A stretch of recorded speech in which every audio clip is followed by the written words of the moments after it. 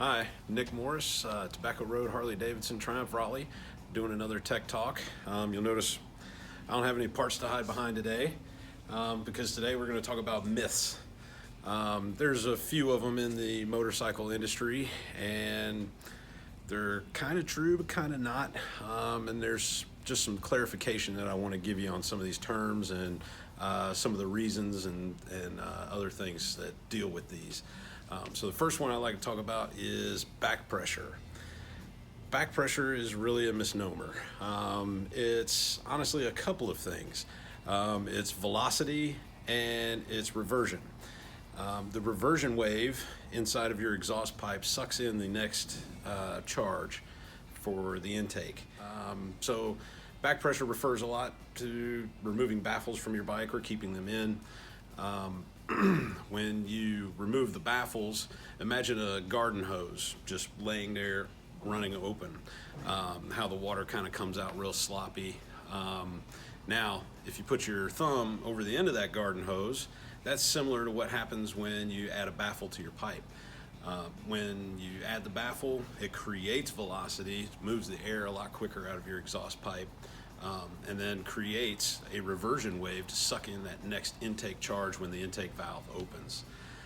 So back pressure, totally a myth, more of a misnomer, more of something that describes two things that occur inside of your exhaust.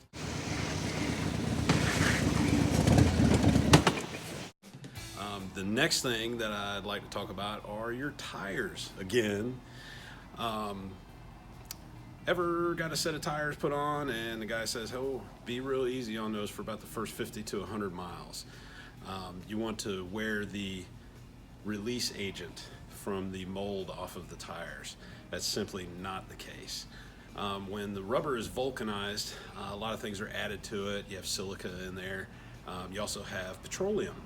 And it kind of sounds counterintuitive, but the reason that you want to break those tires in for 50 to 100 miles is to get that petroleum, that oil, up to the top of the tire.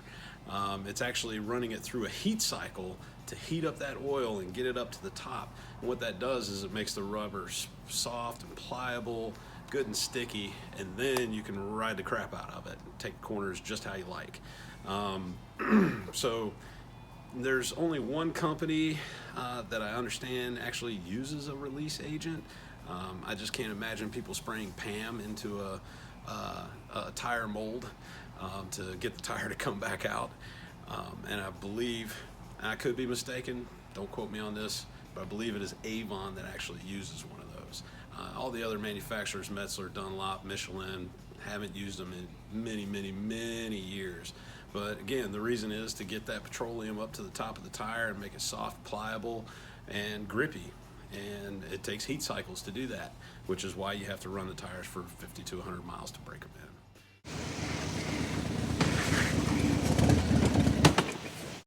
The last myth that I want to talk about is that there are no Harley Davidson dealerships out there that are going to work on your pan head, your shovel head, your iron head.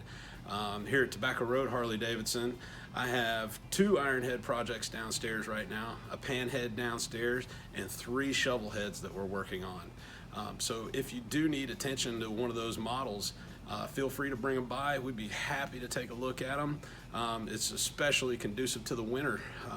If you want to get the bike running over the winter so you can ride it next summer and show off your classic bike, just bring it to us. We'd be happy to help you. If you have any questions, you can contact me on my email at nick@tobaccoroadhd.com or leave a comment or a question in the comments below. Thanks.